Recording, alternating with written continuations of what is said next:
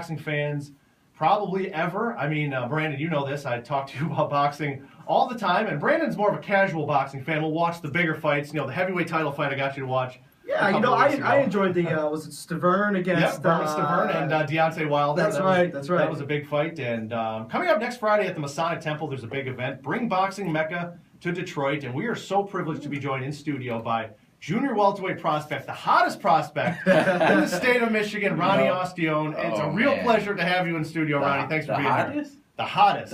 Number one. I like that. The top guy. I like that. Okay. Thank you for having me on, man. It's a pleasure. It's always a pleasure to come and, do radio interviews. I love doing interviews. So we about to turn up. Yeah, absolutely. Hey, when you are getting big and you're on Showtime and HBO, then I just want you to remember, man, if you don't Brandon, you got to remember the little people. Man, we right here in bright mode, so we're gonna come right back. What's it like? Being a boxer out of Detroit. Detroit's had so much history with boxing. Tommy Hearns and people like that. What's it like being part of that lineage now?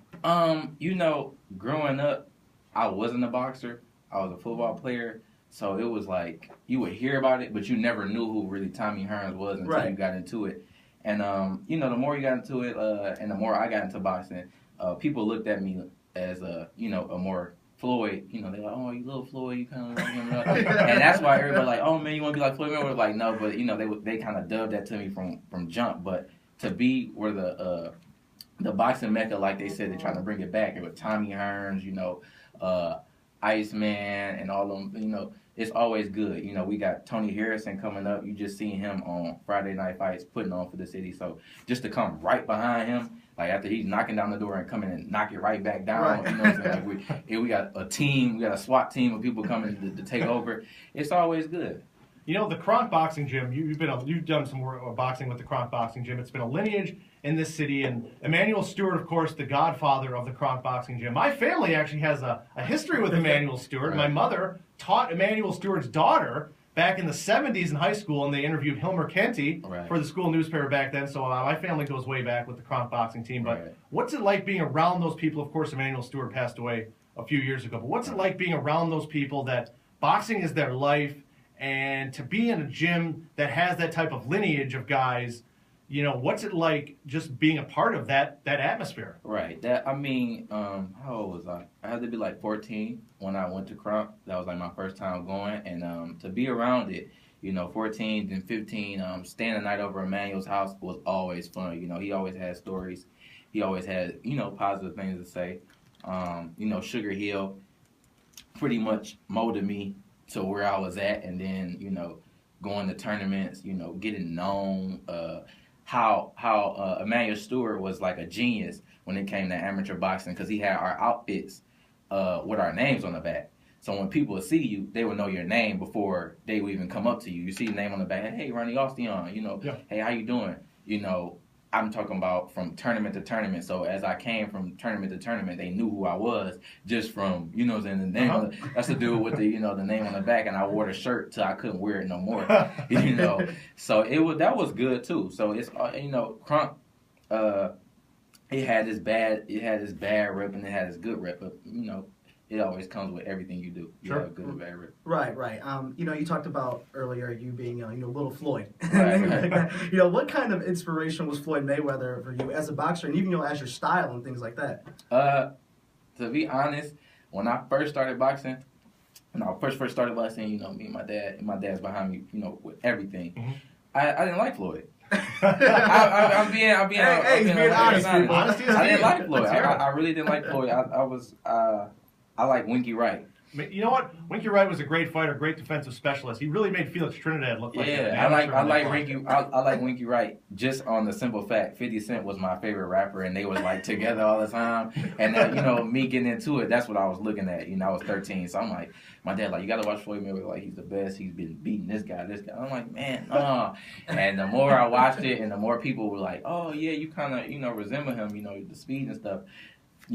Why not? Why not take to it? And then he's still grown and he never fell off, which is amazing, and just to keep growing and keep growing and keep growing. Especially after a few long layoffs that Floyd has had also. Yeah, he had like a couple layoffs for years, and he'd come back, never fall off. So, I don't mind being, oh yeah, you kind of like him, but I try to kind of distance my way from him and get my own thing. Do your own thing. thing. Yeah, right. You know, or him, Adrian, all them people, even though we have the same similar style of boxing, because we're from Michigan, I think people confuse that. Yeah. Like, oh my God, you're trying to be like him so much. Oh. Like, no, you know, I feel like I'm a little slicker, you know.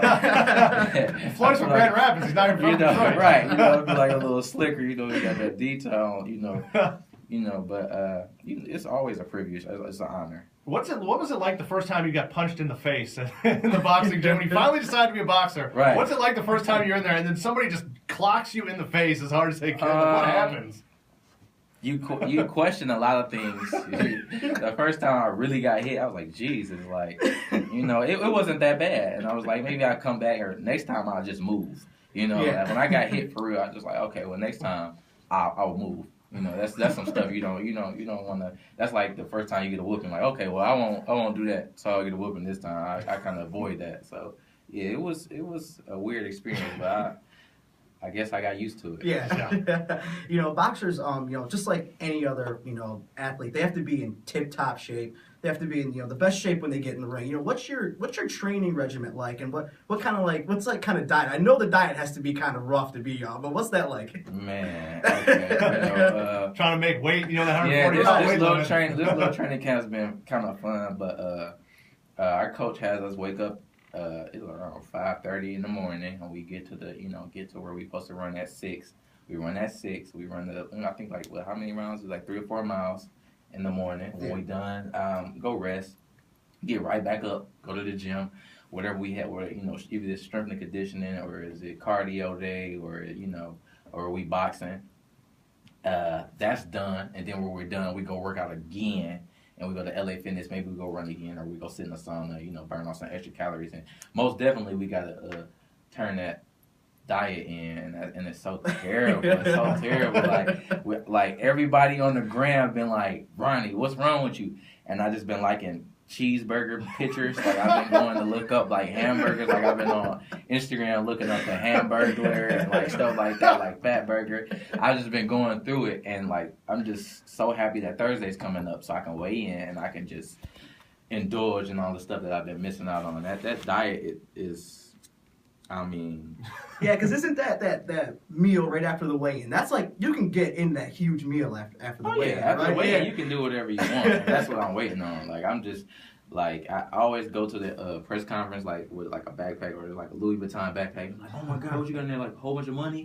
And it's like Subway, and it's like gummy worms and, Pedialyte and snacks and stuff. I'm hungry. How much, HBO does on their weigh-ins, they'll tell you the weigh-in weight and then what the day of the fight weigh-in is. How much weight do you put on between the weigh-in and the time you actually get into the ring? You weigh in at 140. How much weight do you put on between the weigh-in and the fight time? I jump back to like 156, 157. Wow, in just like a day or two? 15 pounds. Yeah. Wow. We make sure.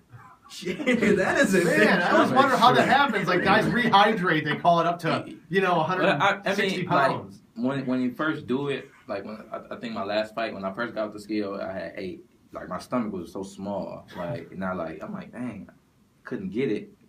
I kept expanding. Like, I eat every other hour, like, just something. Yeah. And I expanded and trying to get something, like, get all my sugars back, get all the protein all in one day. And then you got all the next day. So that's Thursday. And then say I fight Friday, I got the next day. So I got until, 5 to get everything in until I cut everything out. So I can, Wow. Jeez, that is a lot. So, I know. So, you got the fight next week. Tell us about this fight. Who you fighting on the card? We're not talking about him. Oh, all right. Yeah, he's not allowed to get any. We don't give him any publicity. The only publicity we'll give him is after he's down for the 10 pounds. Yeah, he's not. We don't know who. This is my interview. Well, the fight is Friday, April 10th. Coming up next, we'll talk a little bit more with Ronnie Austion. Also on the card is Robin Rico Quinn, great amateur fighters. Vernon Paris, of course, you've seen him on national TV fighting Zab Judah. And this is Antonio Gates Promotions. AG Promotions promoting this fight, former NFL player Antonio Gates. It's at the Masonic Temple. Next Friday, April 10th, 7:30 p.m. is the bell time for the first fight. Doors open at 6:30 and more with junior welterweight boxer Ronnie Austion coming up next on Sports Fan Radio.